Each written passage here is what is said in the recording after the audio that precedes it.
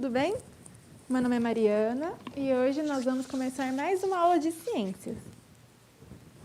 Nosso tema hoje vai abordar a temática viagem pelas águas.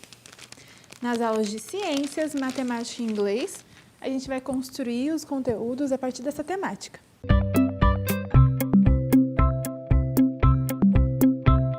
Com essa temática, viagem pelas águas, o que vem à cabeça de vocês? Para mim, vem logo uma viagem de navio pelas águas, né? Uma viagem que pode durar dias, semanas e até meses, observando a paisagem oceânica e pensar que um navio gigantesco pode boiar na água, né? Muito doido pensar assim. Bom, realmente a água é um recurso que a gente estuda muito em todos os anos do ensino médio, do fundamental, né, também. E nesse momento a gente vai dar um destaque para a água, porque eu quero que você pense na molécula de água. Como é que é a molécula de água? Olha só, H2O. Todo mundo já ouviu falar, né?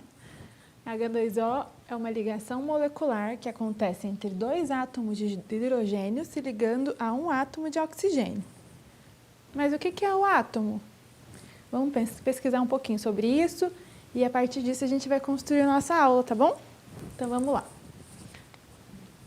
Muitos anos atrás, lá na Grécia Antiga, dois pensadores filósofos chamados Leucipo e Demócrito começaram uma teoria atomística. Eles criaram uma escola para se estudar, pesquisar e pensar sobre a teoria do átomo. O que seria essa teoria do átomo? Eles pensavam que a matéria, ou seja, tudo que existe, né, tanto uma roupa, uma madeira, a água, o que a gente come, tudo, os objetos, as rochas, o solo, tudo que existe no mundo, né, no nosso planeta, seria formado por pequenas partes, chamadas átomos. Então, como se a gente dividisse tudo que existe e a menor divisão dela fosse o átomo. Eles criam essa teoria, né, esse conceito, e assim fica por muitos e muitos anos sendo o conceito do átomo como a menor parte de uma matéria. Lembrando que a matéria é formada por pequenas partículas de átomo, tá bom? Aí, depois de muitos anos, cientistas fizeram algumas pesquisas e vieram algumas teorias sobre o átomo, os modelos atômicos, né? Então, existem todos esses que eu trouxe nessa imagem. A gente vai falar de um por um até chegar na que a gente aceita hoje, tá? Como a mais atual. Primeiro, Dalton fez alguns experimentos e ele disse que o átomo era, na verdade, tinha um formato da bola de bilhar, que é como se fosse uma bola de sinuca. Então, ele seria maciço, esférico, seria ainda a menor parte da matéria, ou seja, a gente vai dividir toda a matéria, ela vai chegar na sua menor parte, que é o átomo. É indivisível, então menor do que o átomo nada existe, ele é a última parte. E indestrutível, não consegue trabalhar o átomo, ele é a primeira e menor parte, né, da matéria. E então, essa é a teoria de Dalton, da bola de bilhar, ou bola de sinuca. Depois de Dalton, veio Thomson com uma pesquisa, o seu experimento científico, ele descobriu que, na verdade, o átomo ele não é tão indivisível quanto a gente pensava, né? Quanto Dalton pensava.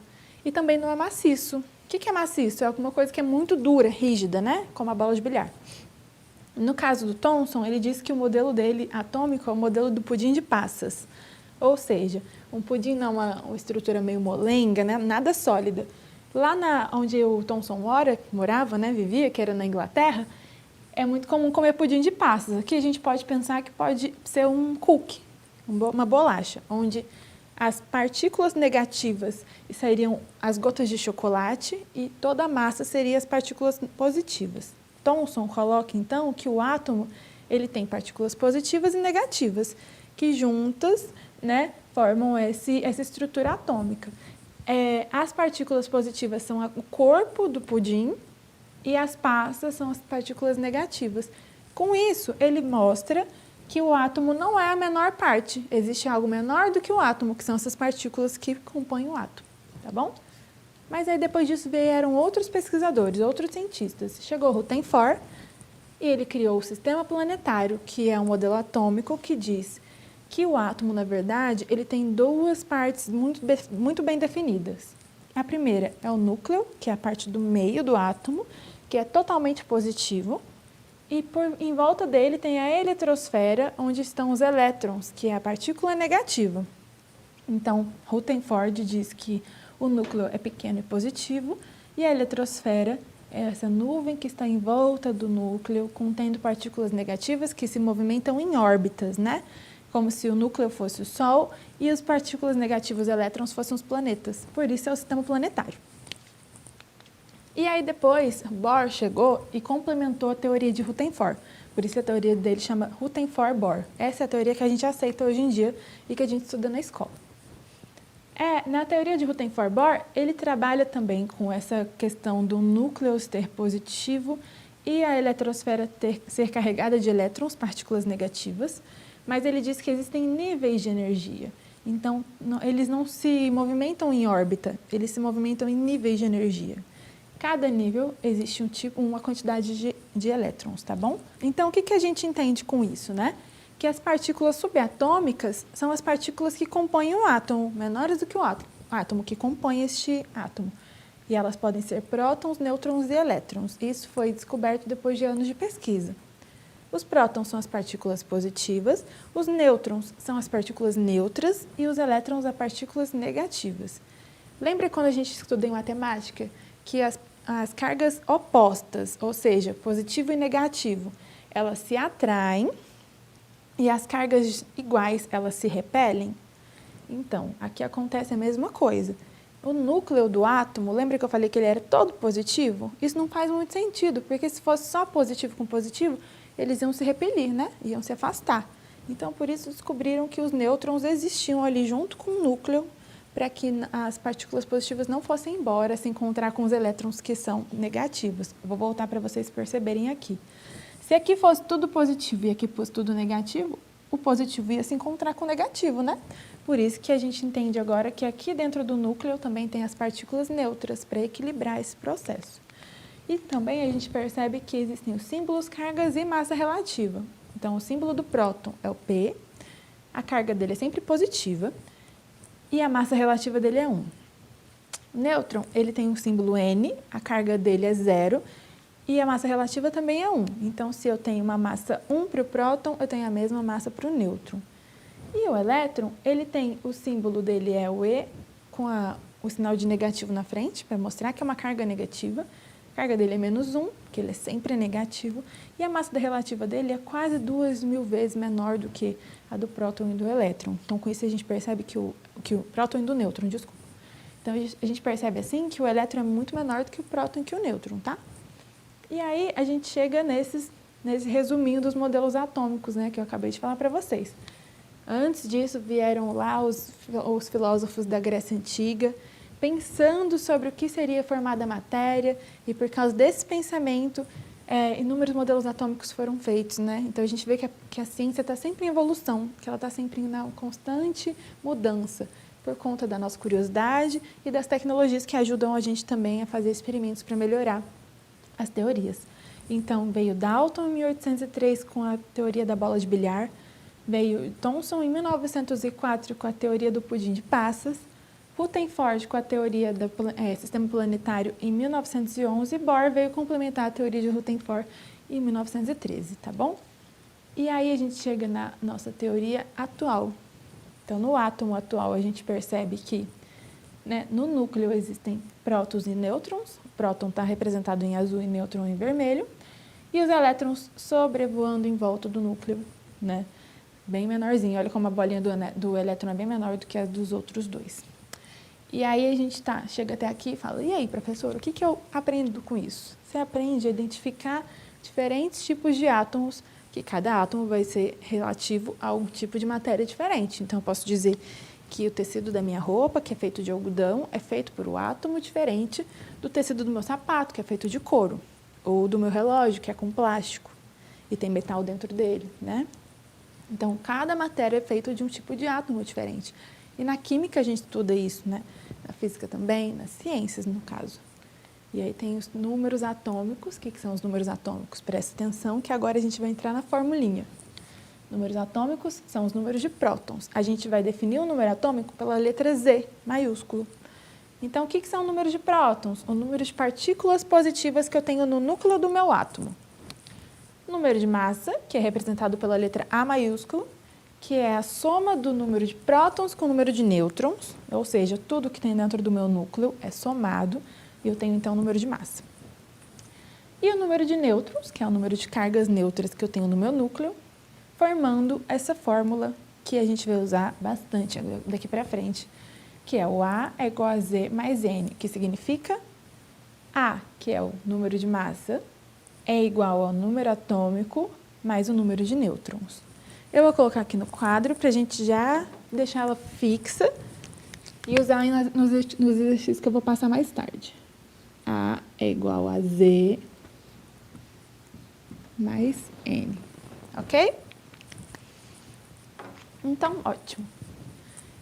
Lembra que eu acabei de falar que todas as matérias são feitas por algum tipo de átomo diferente?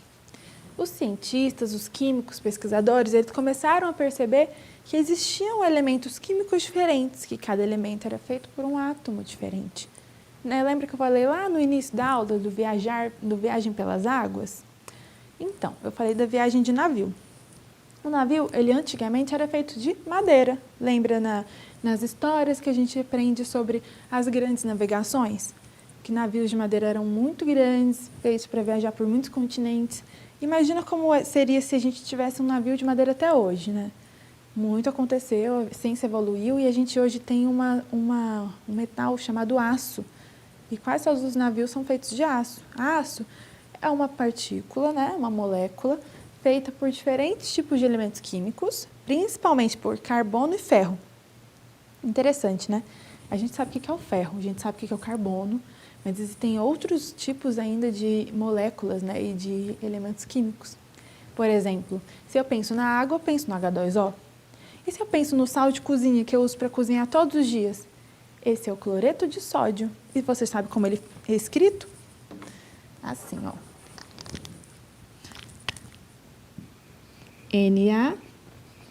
NaCl, onde o Na é o sódio e o Cl é o cloro, o famoso sal de cozinha, tá bom?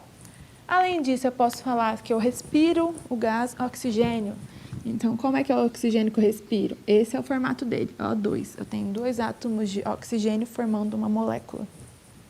Tem o CO2 também, que eu exalo na minha respiração e que as plantas usam na fotossíntese, né? Ou seja, a gente está familiarizado com diferentes fórmulas moleculares, né? Com as formas como a gente vê os elementos químicos juntos no nosso dia a dia. E de onde veio tudo isso? Esses nomes, essas siglas, né? Por que o sódio é Na? Por que o cloro é Cl? Por quê? Muitos anos atrás, o químico chamado Mendeleev, ele formou uma tabela bem grande, completa. Na verdade, ela começou bem pouquinha, né? Ele foi adicionando aos poucos os elementos, que ela é chamada tabela periódica. Nessa tabela periódica, ele juntou algumas informações que ele julgava necessárias, né, para que essa tabela fosse bem completa e que fosse também uma ferramenta de estudos para que as pessoas que estudam químicos também, cientistas, pudessem consultar. Então, essa tabela, ela tem alguns elementos que a gente já conhece agora. O que ela contém? Ela contém o número de massa, que é o A, e ela contém também o número de prótons, ou seja, o número atômico, que é o Z. Além disso, ela contém também o símbolo que significa o nome do elemento que está ali. Vamos ver uma tabela para vocês perceberem e visualizarem melhor o que eu estou falando? Essa aqui é a tabela periódica, veja só. No livro de vocês, este aqui, né, no caso, eu peguei do livro do Telares. Mas no livro de vocês, pode ser que você encontre a tabela periódica em cores diferentes, mas não tem problema nenhum. As cores podem mudar, mas você vai perceber que vão ser sempre os padrões de cores que vão diferenciar em 3 tipos de elementos químicos. A gente tem em roxo aqui os gases nobres, em verde os não metais e em amarelo são os elementos metálicos, ou os metais, tá bom? A tabela periódica, então, como eu disse, ela vai reunir todos os elementos químicos conhecidos até hoje e ela é específica, vai trazer especificidades desse elemento, na verdade. Então, aqui eu dei um zoom no carbono. Carbono é um elemento não metal, tá bom? e ele vai trazer esse elemento aqui, 3 elementos muito importantes na tabela periódica que eu preciso saber. O que é esse número de cima? Esse é o meu número atômico. Quantos prótons eu tenho neste átomo? Átomo in natura, como eu encontro na natureza. O C, né, que é o significado, a sigla que significa carbono. E aqui embaixo eu tenho esse outro número, que é o número de massa, ou seja, a soma do número de nêutrons com o número de prótons, tá bom? Então, esse aqui é o elemento carbono, a gente conhece bastante. Poderia dar o zoom em qualquer outro elemento aqui, que trazer as informações que eu preciso. Número atômico, número de massa e o símbolo do elemento. Então, eu tenho aqui colunas e linhas. Eu tenho 18 tipos de colunas diferentes e eu tenho 7 linhas diferentes, tá? E aí, eu tenho essa divisão em cores também, que eu acabei de falar para vocês, para diferenciar os elementos. O hidrogênio, ele é um elemento que ele é diferente de todo o resto da tabela periódica. Por quê?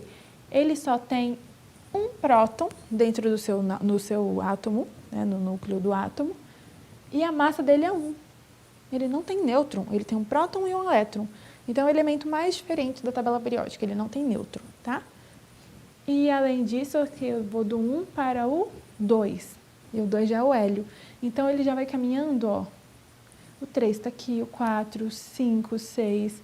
Por que ele está em ordem crescente? Vai crescendo de acordo com o número atômico, com o número de prótons que tem no meu núcleo do átomo, tá? Então, a gente vai colocando, disponibilizando, né, e dispondo, na verdade, os elementos de acordo com o seu número atômico. Perfeito? Então, tá. Eu não coloquei essa fórmula aqui no quadro à toa. Então, vamos pensar no elemento ferro. Acabei de trazer ele para vocês aqui. Na tabela periódica, ele está com essa informação. Então, isso aqui quer dizer que ele tem 26 como número atômico, então o Z dele é igual a 26. E 56 como número de massa, então A é igual a 56, tá?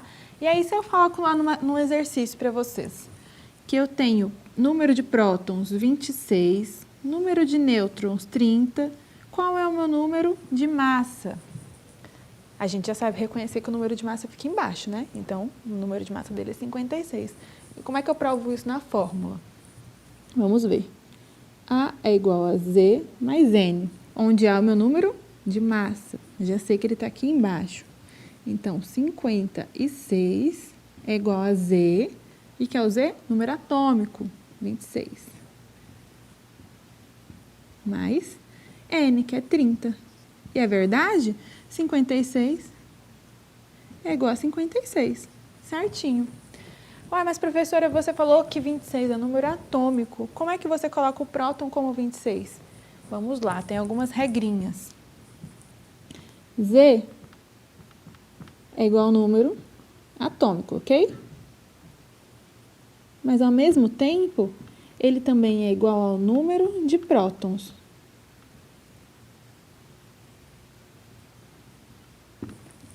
Então, coloca na sua cabeça essa informação. Número atômico é a mesma coisa que o número de prótons. O número atômico é a quantidade de partículas positivas que eu tenho no núcleo do átomo, tá bom? E o Z é muito importante na fórmula. Então, se você tem na sua questão que você sabe o número de prótons, lembre-se que o número de prótons é o número atômico. E também tem uma informação super legal, que é, os elétrons geralmente têm a mesma quantidade, o mesmo número de partículas que as partículas positivas. Então, se eu tenho, por exemplo, aqui no caso do ferro, 26 partículas positivas, eu também vou ter 26 partículas negativas, equilibrando o meu átomo. Isso eu estou falando de um átomo natural, tá bom? Então, se eu tenho aqui 26 partículas positivas, eu posso colocar aqui o meu elétron é igual a 26. Então, vamos colocar o elétron também tem o mesmo número que os prótons. Ok? Outra informação que eu posso colocar aqui, o número de nêutrons. O número de nêutrons, ele também acompanha o número de prótons, mas isso pode mudar, mas num átomo natural eles vão estar acompanhados também. Então, se eu tenho que o número de nêutrons pode acompanhar este número, o número de massa vai ser uma soma entre os dois, entre o número de prótons e o número de nêutrons, ou entre o número de elétrons e o número de nêutrons. Por quê? Se o número de elétrons for igual ao número de prótons, eu tenho então a somatória com o número de nêutrons somando o número de massa.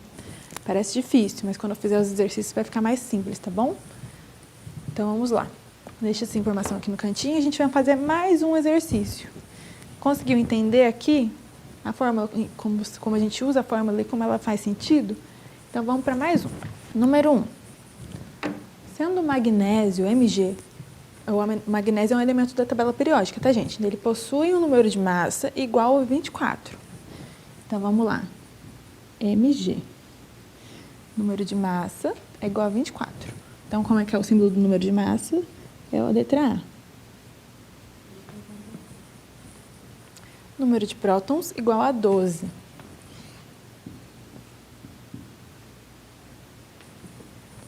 Como eu identificarei, então, o número atômico deste átomo e qual é o número de nêutrons? A gente acabou de perceber que o número atômico e o número de prótons são iguais, né? Então, ele quer que eu identifique o número atômico, que é o Z. A gente já sabe que Z é igual a P. Vou até deixar escrito aqui pra gente. Z é igual a P. Ok? Então, se Z é igual a P, Z vai ser 12 também, né? E como é que eu vou identificar o número de nêutrons? Número de nêutrons, eu ainda não sei. Então, eu vou usar a fórmula. Qual é a fórmula? A é igual a Z mais N. Eu tenho A, que é 24. Eu tenho Z, que é 12. Mais N. Aí eu quero descobrir o N, né? Então, eu vou trazer ele para a esquerda do símbolo do igual. Vou isolar ele. Então, o N vai ser igual a 24 menos 12. N é igual a 12. Faz sentido? Faz sentido. Lembra que eu disse para vocês que dentro do núcleo do átomo, as partículas positivas e neutras geralmente têm a mesma quantidade? Então, aqui neste caso, deu super certo, ó, 12 e 12. Mas isso é uma regra sem exceção? Não. Lembra que o hidrogênio não tem nêutron? Pode ser que não tenha a mesma quantidade. Por isso que a fórmula é importante para a gente fazer a prova dos 9, né? Que é conferir. Então, vamos lá. Vou fazer mais um exercício, tá bom? Deu print? Então, pronto. Próximo exercício. Calcule A e Z de um elemento, sabendo que ele possui 98 nêutrons e 74 elétrons. Olha só, ele me deu elementos que não estão na minha fórmula. Elétron está na fórmula? Não. Nêutron está na fórmula? Nêutron está, mas o elétron não. Então, vamos ter que abrir um pouquinho mais a mente para prestar atenção nesse exercício e fazer ele acontecer. Eu quero saber o A e o Z. E o que eu tenho? Tenho 98 nêutrons, então N é igual a 98. E tenho 74 elétrons. Elétron é igual a 74. O que eu tenho? Qual a informação que eu sei? Eu vou até aumentar aqui.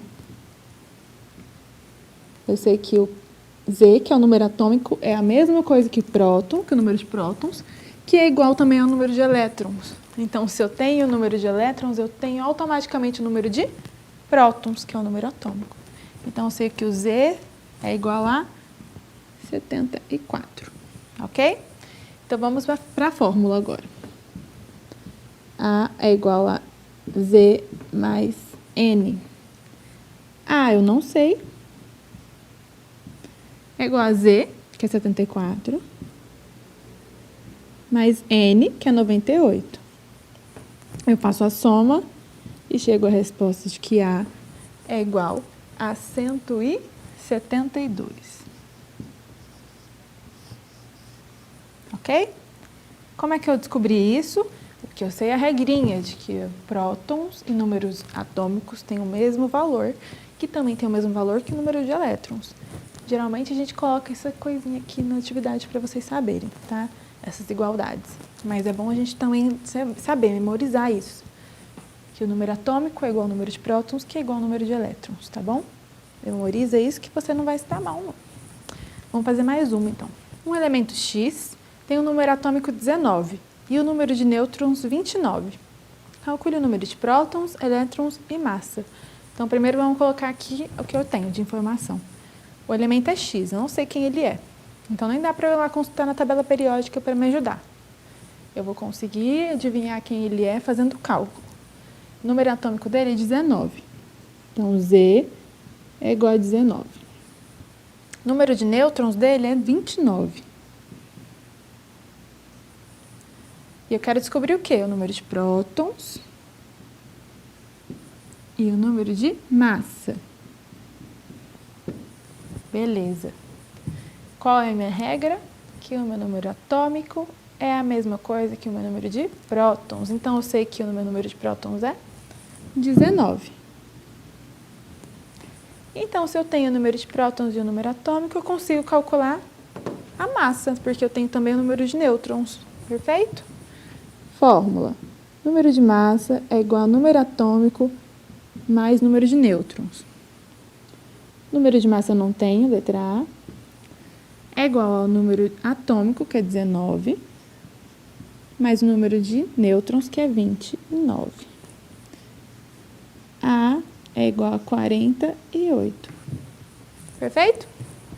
Fácil, né?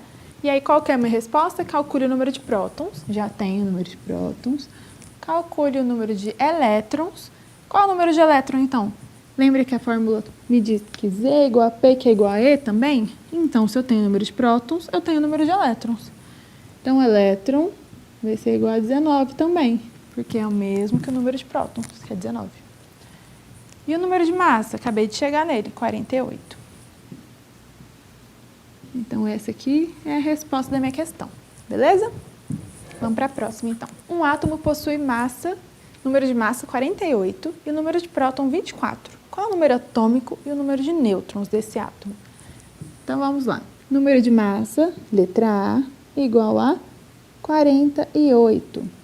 E o número de prótons, letra P, igual a 24. Qual é a minha fórmula? Que número de próton é igual ao número de átomo, número atômico, que é igual ao número de elétrons. Então, já sei que o Z também é igual a 24. Perfeito? E aí eu quero descobrir o quê? O número atômico, que é Z, já descobri, e o número de nêutrons. Como é que eu vou descobrir o número de nêutrons? Fazendo o cálculo com a fórmula. Então, A é igual a Z mais N. 48, né? Vamos substituir. É igual a Z, 24, mais N. Eu vou isolar o N, porque é o que eu quero descobrir. É igual a 48 menos 24. N é igual a 24. Facinho, né, gente? Esse é mole. Bom, a gente percebeu que, usando essa fórmula muito simples e essas igualdades que eu passei para vocês, vocês conseguem fazer qualquer cálculo de acordo com os elementos químicos que eu trouxer. Então, se eu coloco lá para vocês na atividade, procure o elemento químico magnésio, descubra o seu número atômico e o seu número de massa e calcule o número de nêutrons. Você sabe que você, usando essa fórmula simples, consegue identificar o número de nêutrons, né?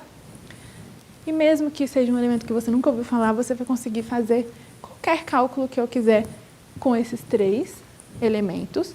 E aí você vai descobrir o número atômico, o número de prótons, o número de elétrons e o número de nêutron, né? E a massa atômica, que é a soma dos dois, que é o número de prótons com o número de nêutrons.